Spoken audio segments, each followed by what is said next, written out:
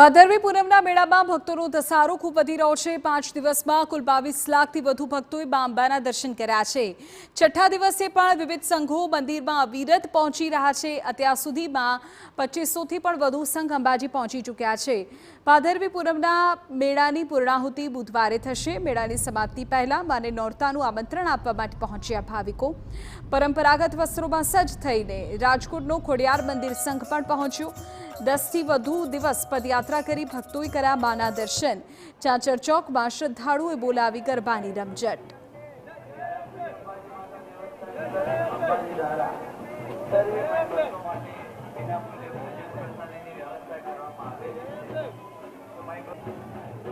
આવો જ એક બીજો સંઘ આપણી સાથે છે, તે પણ અમદાવાદથી આવ્યો છે। બેન, શું નામ તમારું? હિરલબેન ભાવસાર। હિરલબેન, કેટલા વખતથી આવી રીતે પદયાત્રા કરો છો? 30 વર્ષથી અમે સંઘ લઈને આવીએ છીએ।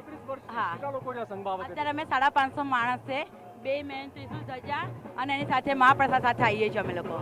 કેટલા દિવસ આ ચાલતા? 6 દિવસ। કોઈ તકલીફો પડી? ના, માતાજીની આસ્થા જેટલી છે, આશીર્વાદ છે એટલે કોઈ તકલીફ નથી પડી। સાહેબ, શું કહેશો? હવે તમે પહોંચી ગયા છો માના ધામમાં। આ એક અનેરો આનંદ છે। 6 દિવસની યાત્રા પછી બધા જ કષ્ટો સુખ શાંતિ વેઠીને માના ચરણોમાં આવી ગયા છે। આનાથી ઉત્તમ અમારા માટે કોઈ ક્ષણ ના હોઈ શકે। બસ મા અંબેના ચરણોમાં જય અંબે, જય અંબે, જય અંબે। વાહ, તો બોલો બોલ માડી અંબે।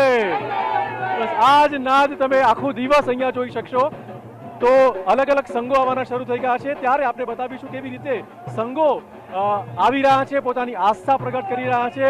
બોલ માડી અંબેના નાદ।